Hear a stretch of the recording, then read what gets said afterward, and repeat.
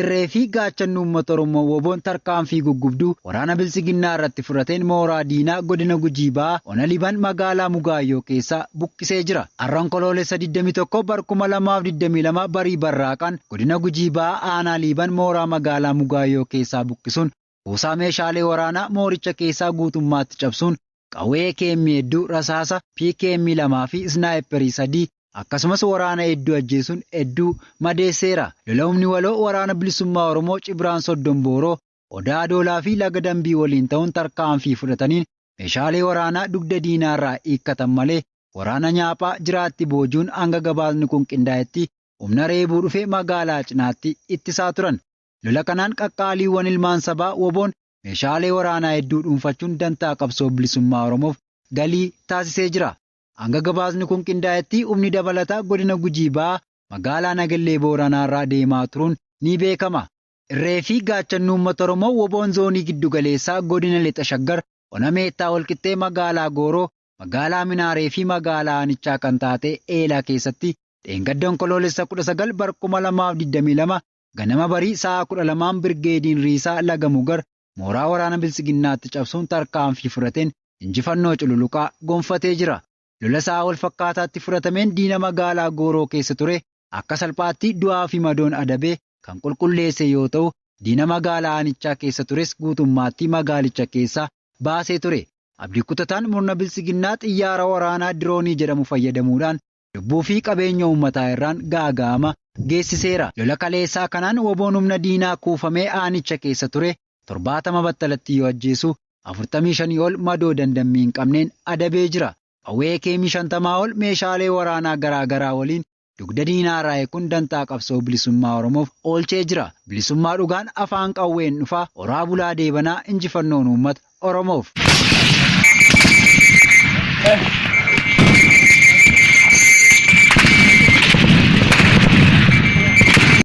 Godina addaa Oromiyaa naannawaa Finfinnee bulchiinsa magaalaa Sabbataa keessatti ilmaan finxaaleeyyiin uummati lafa saamamaa jiraachuun himame. Jaalladhi Oromoo dabalata qabdi. Aangoo siyaasaa Impaayera Itoophiyaatti dhufuun Abiy Ahmed kan isaan fayyadamuun biltsiginnaa bakka qubatan cufatti ilmaan Oromoo saamuu, ajjeesuu fi qorqalbii cabsuu itti fufanii jiru. Godina addaa Oromiyaa naannawaa Finfinnee bulchiinsa magaalaa Sabbataa keessatti ilmaan finxaaleeyyii wal ijaaruun lafa qonnaan bultootaa irratti dukkaana da'oo godhachuun ijaaranii qonnaan bultoota irraa ari'u. Lafa akka kanaan qonnaan bultoota irraa ari'anii mana irratti ijaaratan kanatti kaartaa fi pilaanii itti kennaa kan jiru. Bulchiinsi magaalaa Sabbataa manneen Oromootaa hedduu ammoo diigaa jira. Magaalaa Sabbataa keessatti ilmaan Oromoo kabaja dhabuun reebanii kan bulchan yoo ta'u, ilmaan finxaaleeyyii gamoo gurguddaa fi qabeenya magaalattii harka caalu to'atanii jiru. Sababa lafa uummataa saamanii fi caasaa murna biltsiginnaan wal keessa makatanii hojjetaniif qabeenya haala salphaan horatu akkasumas caasaa sirnichaa akkaataa barbaadaniin bulchaa jiraachuu maddeen har'aata biyyoolessa Oromiyaa gabaasaniiru. Magaalichi lafa Oromoon dafqa cobsee jiraachuun itti ulfaatuu fi ilmaan finxaaleeyyii milishoota, poolisootaa fi qaamota bulchiinsaa waliin wiskii dhugaa fi cooma itti muran taatee jiraachuu maddeen dabaluun ibsaniiru. Murni biltsiginnaa godina Lixa Harargee magaalaa Ciroo keessatti maqaa miindaa milishaa kaffalaa jedhuun maallaqaa uummatarraa guuraa jiraachuun himame. Bal'ina isaaf Jaaleeraan Gameessaa.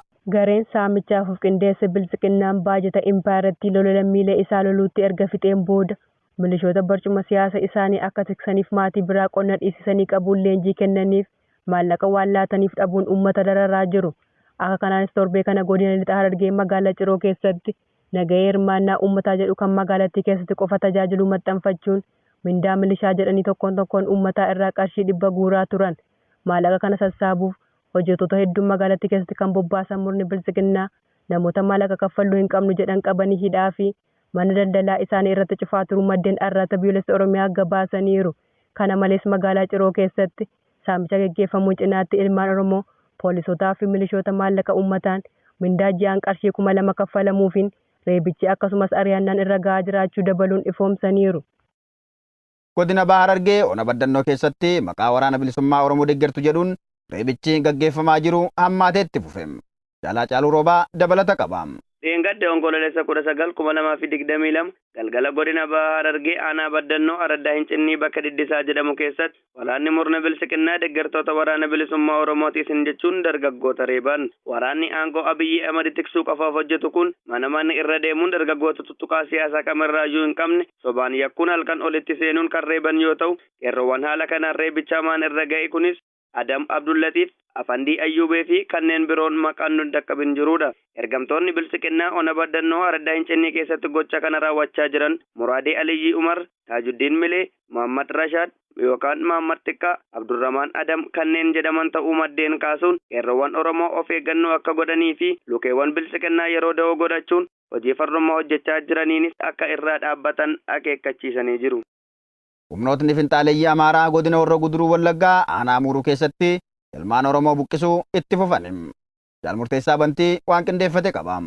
Baayirattii keessatti waraanni murna bilisiginnaa fi humnootiin finxaaleeyyii Amaaraa waliin ta'uun ajjechaa, saamichaa fi mancaatii qabeenya ilmaan Oromoo irraan ga'an jabeessanii jiru.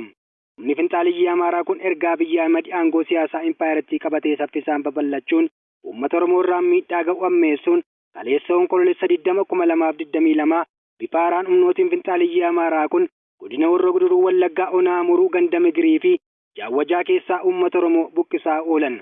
Tarkaanfii suukanneessaa humnootiin kun ganama kaleessaa qabuun fudhataniin manneen namoota hedduun kan gubatan yoo ta'u, midhaanii fi loowwan saamamaniiru. Murni bilisiginnaa guyyaa dheengaddaa onkoloolessa 19/2022 uummata magaalaa Gamsaa waltajjii waamuun bor tarkaanfiitu fudhatama uummanni akka walitti hin birmanne jechuun uummata addaan dhorkanii finxaaleeyyii aanaa kiiramu magaalaa Haroo irraa dhufaniin qe'een uummata Oromoo akka barbadaa'u taasisanii jiru. Waraanni murna bilisiginnaa tumsaa fi qajeelcha waraana humnoota finxaaleeyyii Amaaraaf godina Horroo Guduruu Wallaggaa keessatti taasisaa jiraniin lubbuu qulqulluu fi qabeenyi ilmaan Oromoo hedduun barbadaa'u jiraattonni aanaa Muruu arraata biyyoolessa Oromiyaatti himaniiru. Uummanni keenya godina Horroo Guduruu Wallaggaa aanaa Muruu ganda Gamsaa bulchiinsa magaalaa Gamsaa ganda Migirii fi ganda Jaawwaja kan jedhamu yeroo ammaa kana waraana mootummaadhaan akka walitti hin birmanne godhamee aanaa Rigate kan jedhamu irraa humni lama humni finxaaleeyyii kuni uummata nagaarratti duula weerara bananii qabeenya jiru lubbuun namaallee darbeera qabeenyi jirurree gandi guutummaa guututti gandoota lamaan kanarratti ammaa kana barbadaa'aa jira. Murni bilisiginnaa maqaa hiriira balaaleffannaa waraana bilisummaa Oromoo fi TPLF jedhuun godina Arsii Lixaa bulchiinsa magaalaa Shaashamannee keessatti uummatni dirqamaan hiriira akka ba'an gochaa jiraachuun ibsame. Jaaldaandii Elemoo dabalata qaba. Murni siyaasni impaayiratii harkaa wal rukutee fi impaayiratii nagaa dhabde geggeessaan jira ofiin jedhu kasaaraa dirree lolaa siyaasaa fi dippiloomaasii isa mudate akka waan ofii guutuu ta'etti rakkoo isaa dhokfachuuf magaalota gurguddoo Oromiyaa keessatti torbee kana hiriira deeggarsaa waamuuf qophii xumuree jira.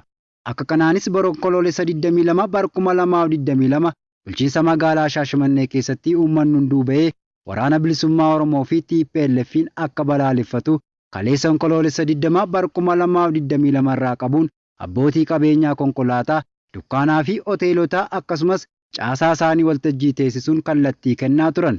Hiriira balaaleffannaa magaalaa Shaashamannee daandii irratti eegalee istaadiyeemiitti xumuramu kanarratti uummanni magaalichaa cuftii irratti akka argaman kaabinoonnii fi waraanni bilisiginnaa akeekkachiisuun konkolaataa, baajaajii fi dogdoqqeen sochii akka dhaaban himaniiru. Hiriira kanaanis WBO fi TPLF'n uummanni akkasitti ba'ee yoo balaaleffate malee WBO naannota lixa Oromiyaa hedduu waan dhuunfachaa jiruuf magaalaan Shaashamannees borkanumatu ishee eeggata jechuun uummanni gama murna bilisiginnaa goree akka dura dhaabbatuu fi deeggarsa uummataa qabaachuu isaanii hawaasa idil addunyaatti agarsiisuuf akka ta'e maddeen magaalaa Shaashamannee arraata biyyoolessa Oromiyaatti himaniiru. Godina Kaaba Shaggar ona Wucaalee keessatti waraanni faashista Abiyyi Ahmed qeerroo Oromoo tokko ajjeesan. Jaaliciitii Bantii dabalata qaba. Murni ilmaan Oromoo akka hoolaa qalmaa guyyaa guyyaa gorraa oolu bilisiginnaan hola deemtota Oromoo kichummaatti hambisuu itti fufee jira. Murni badii bilisiginnaa waraana isaa dhiiga ilmaan Oromoo dhangalaasanii barcuma isaa akka tiksaniif bobbaafamaniin dheengaddaa onkoloolessa 16 bara 2022 godina Kaaba Shaggar aanaa Wucaalee magaalaa Gumbichuutti qeerroo Oromoo Buttaa Alamuu Mangashaa jedhamu qabanii hidhuun wiixata darbe onkoloolessa 17 bara 2022 mana hidhaa keessatti fannisanii ajjeesuu maddeen arraata biyyoolessa Oromiyaa gabaasaniiru. Qeerroon Buttaa Alamuu nama nagaa fi hawaasa gidduutti kabajaa fi jaalala qabu malee ilaalcha siyaasaa kamiyyuu kan hin qabne ta'uu maddeen ibsuun murni bilxiginnaa badii tokko malee ajjechaa irratti raawwachuu himan. Du'a qeerroo kanaatti kan gaddan uummatni magaalichaa reeffa isaa sirna ho'aan ba'anii awwaaluun murna bilxiginnaa ilmaan Oromoo akka baalaa harcaasaa jirus balaaleffataniiru.